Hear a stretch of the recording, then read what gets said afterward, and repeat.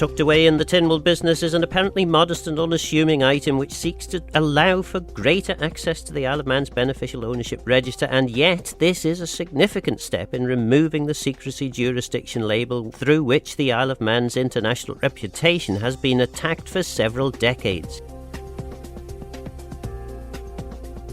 I'm joined on the programme by Alex Allinson, MHK, Treasury Minister, and Phil Craine, a long-time critic of the Isle of Man's financial secrecy rules. We'll hear about beneficial ownership later in the programme, but I began by asking Minister Allinson about last week's UK financial statement. UK Chancellor has issued his financial statement, various headlines in the UK press suggesting that Britain has never had it so bad. He's in a difficult position, and what he's done is try to increase taxation to get more revenue in and also cut expenditure, while at the same time being certainly seen to increase pensions and benefits and increase funding for health and education. I think all jurisdictions are going to be struggling over the next year, maybe even longer, in terms of budgets, with a downturn in the economy that's meant to come right across the world, with obviously the inflation we've seen as well. From an Isle of Man perspective, obviously Treasury have been trying to analyse what was said and see if there is going to be any impact on us. And so far, is there any obvious impact that you can see? Not directly. A lot of the changes that were made were to direct UK taxation rather than VAT. We have a sharing agreement with them that would have affected our revenue. We're still waiting to see what happens with some of the duties that we share with the UK, particularly on fuel and alcohol duty, and that may come out actually in their spring budget.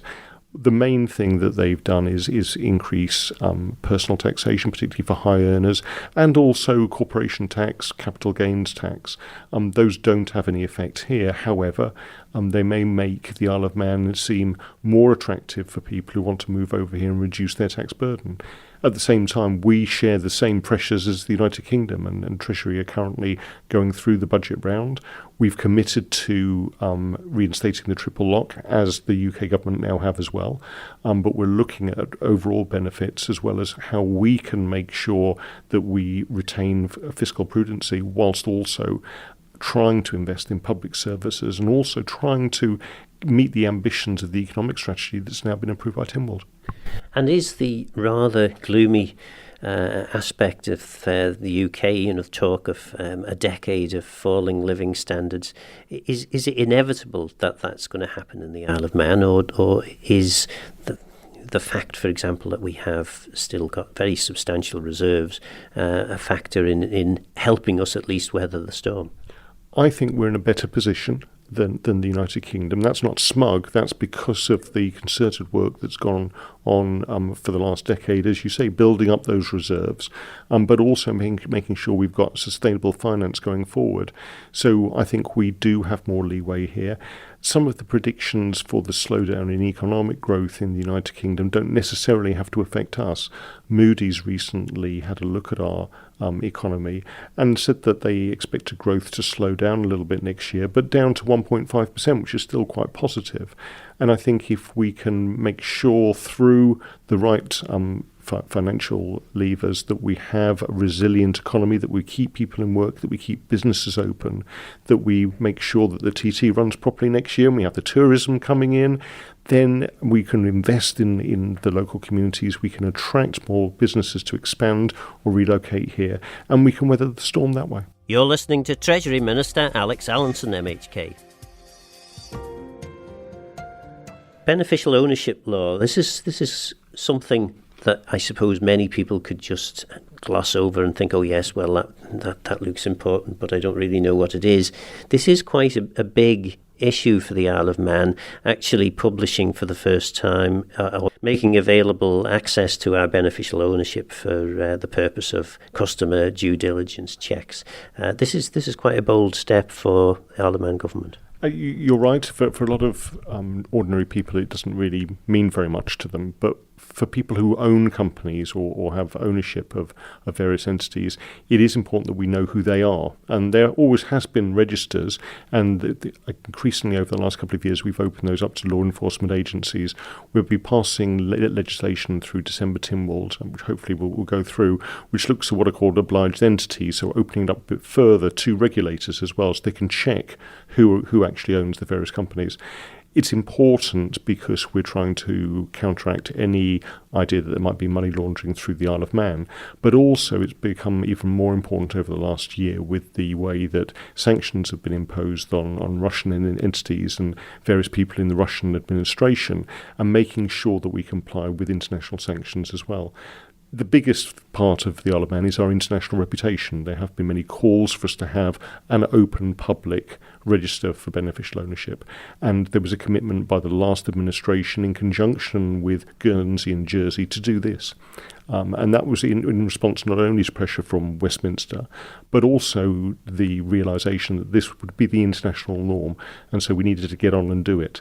And so the first part of that is having a robust register and then gradually opening it up. So the legislation coming through December Tynwald is one of the first steps. We'll also be going out for public consultation about how we actually derive a beneficial ownership register that's open to people wherever they may be, but still working quite closely with the other Crown dependencies to make sure that we all align with each other. And of course, effectively what we mean by beneficial ownership is who ultimately owns a particular company. And one of the charges levelled against the Isle of Man is that we have had, we are described by some as a secrecy jurisdiction, and particularly having the beneficial ownership register not publicly available kind of plays into that whole view. How public actually is the register going to be, or is this just going to be available for law enforcement agencies? At the moment, it's available to law enforcement agencies, and as I said, we're widening that out to other regulators. But part of the public consultation is to look at, just as you've said, how public should it be, how open should it be. There may be some cases where you will need to withdraw some of that information. Some trusts, some companies are set up for children, for people who may be, you don't want to identify them. They may be subject to harassment if people find out who they are. They may be in protective custody. There's a whole range of issues that people may not want all their personal details out there available to everyone in the world. So it's trying to get that balance right so that we can make sure that we present ourselves as a well-regulated jurisdiction that complies with international norms, but also we can have a decent and trusted register of business. I think you're quite right. The mudslung at the Isle of Man that we're a tax haven and secretive will probably always be there, and sometimes it's used by our competitors. But we can do better, and we will do better. And as I said, there is that commitment from both ourselves and the other Crown dependencies to go along this path, and we're doing that.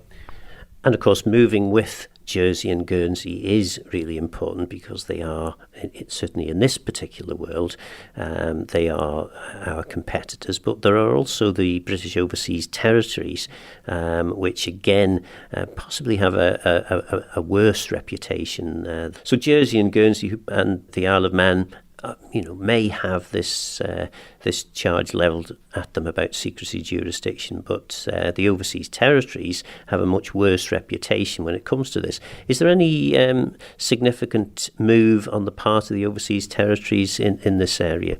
I think all jurisdictions are looking at their own reputation. There are some businesses that will not have business interests in various overseas territories because of that reputational damage. And I think this is one of the reasons that the Isle of Man is very keen to work with other parties to do the right thing. It's absolutely right that we should try as much as possible to overcome some of the secrecy, to be open and transparent. And as I said, that is good for business, that we have a decent reputation here and build on a lot of the work that's been done over the last couple of years through financial services to really make us a centre of excellence.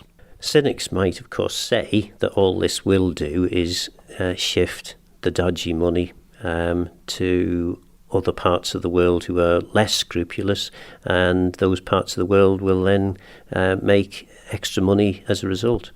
I think that's always an issue. But what I'd also say is we do not want dodgy money on the Isle of Man. What we want here is, as part of the economic strategy, to attract new businesses, high-quality financial institutions. We want to be the right place to attract people to come and work and live here and invest in our island. And we'll do that by matching all the best international norms. Now, there may be other places that are quite happy to take money that's been laundered or comes from criminal activity. The Isle of Man is not one of these and never should be. And is this it now, would you say? Does this finally, as far as Isle of Man government's concerned, address the issue of the whole charge levelled about secrecy jurisdictions? Is there any further distance that we can travel reasonably, or do you think that this really is the point at which Isle of Man government can put its hand on its heart and say, we are not a secrecy jurisdiction and this is the reason why? I wish it was, but it isn't. This is dealing with beneficial ownership and access to that data. But international conventions, international standards will always change, hopefully for the better, and we will need to analyse those and try to match those. As I said, we need to make sure that companies doing business on the Isle of Man have got the trust in the regulations here, that they are as good as anywhere else in the world, so that they can actually have the confidence to do business here. So it is a bit of a moving feast. What we do in terms of the Isle of Man government is work with lots of other stakeholders, both on island and off island, to make sure that we can justify our claim that we are a fantastic place to do business with. And of course, the war in Ukraine demonstrates, if and no other demonstration were necessary, that it is so important to get to grips with, particularly in the Russia war in Ukraine situation, to understand that where is the dodgy Russian money and make sure that it can be frozen, assets can be frozen, and pressure brought to bear on Russia to stop doing the things that it is doing in Ukraine. Exactly. I mean, what we've done during this period is comply with the latest sanctions from both the United Kingdom and some of the EU sanctions as well, proactively, because we want to make sure that we can play as big a part as possible in an international effort on the war in Ukraine and putting pressure on the Putin administration. But in the same way, in terms of a concerted action against other entities, whether that be North Korea or Iran, we need to play our part as a trusted member of the international community. And there is that commitment from government to do that. That was Treasury Minister Alex Allinson. Phil Craine is a long-time critic of Isle of Man's secrecy rules. So does he welcome this move? Yes, indeed, Phil. I think I would welcome this latest move by government, which brings in the industry, if you like, to access the beneficial ownership of companies.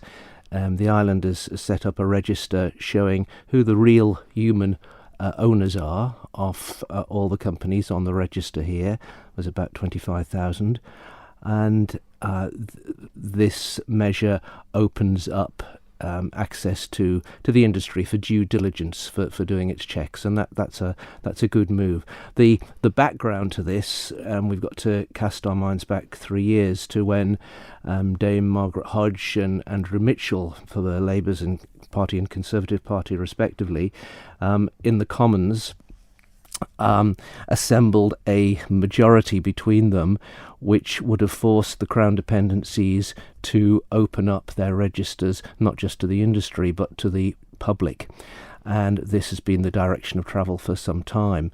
That didn't get through the Commons. The UK government pulled the bill, but the chief ministers of the Crown dependencies wisely saw the direction of travel, and by June 2019 had issued a joint statement saying that laying out a timetable for the opening up of the company registers in each of those jurisdictions over the next 4 years. one of the steps on that is the announcement now that by the end of 2022, it would be open.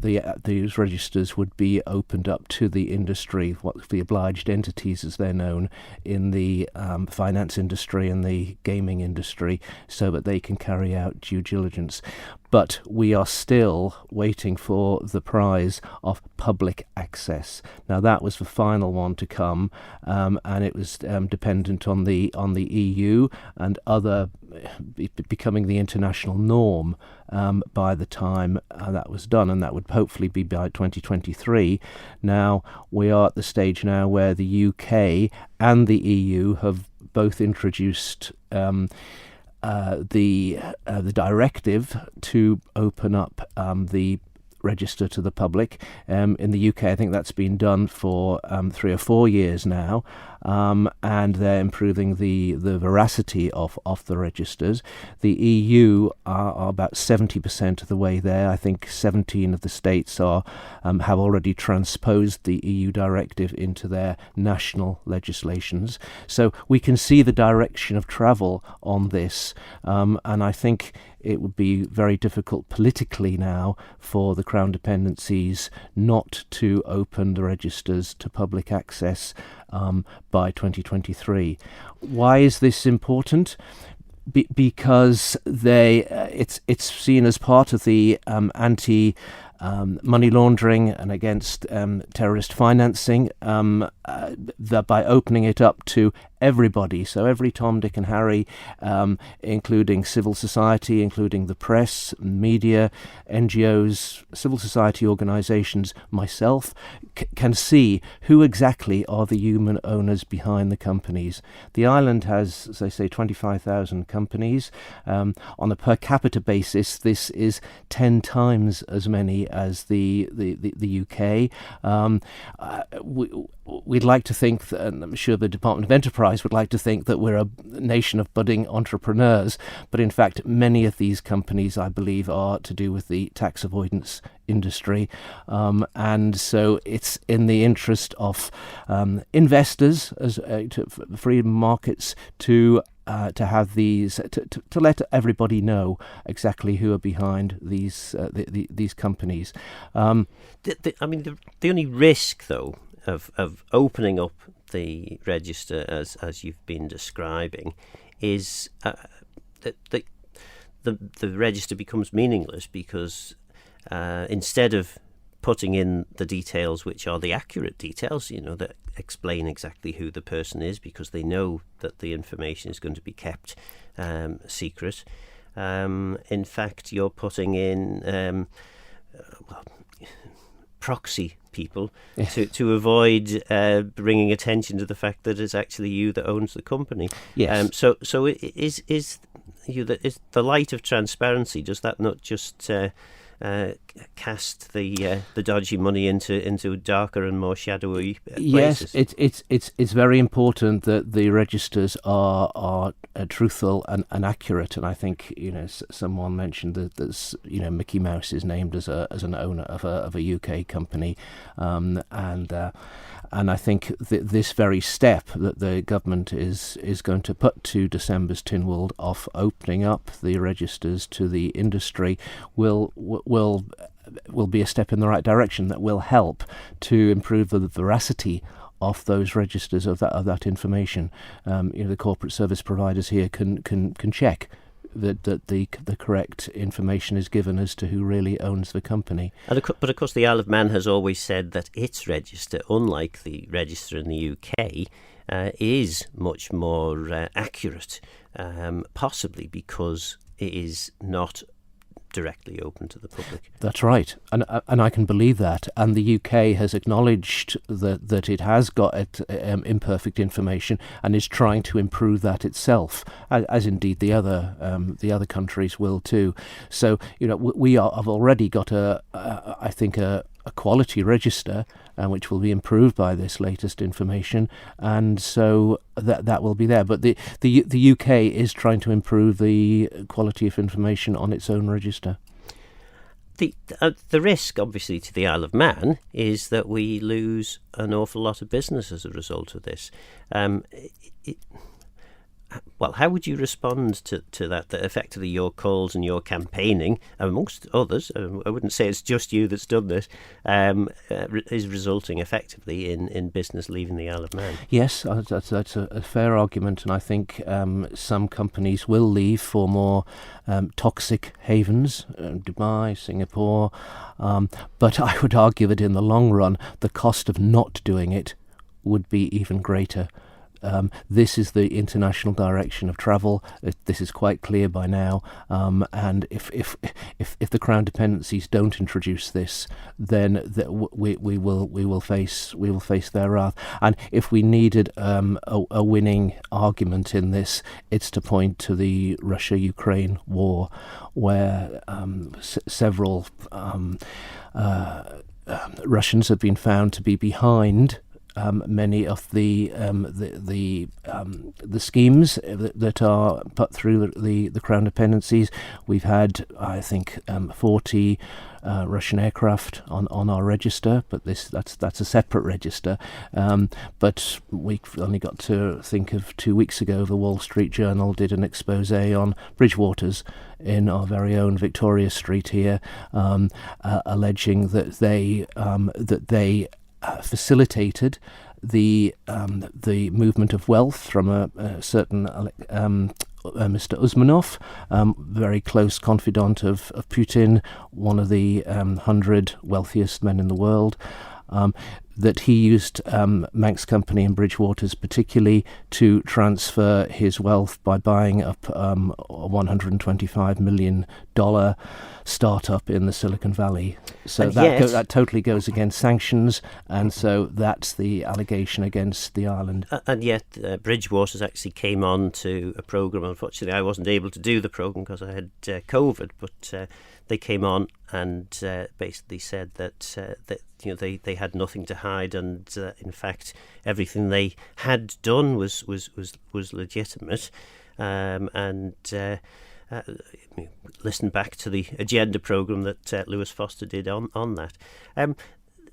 I suppose the specifics as to why this is a bad thing. I mean, you've mentioned the Russian money and the obvious problems associated with allowing wealthy oligarchs to effectively invade other countries and what have you.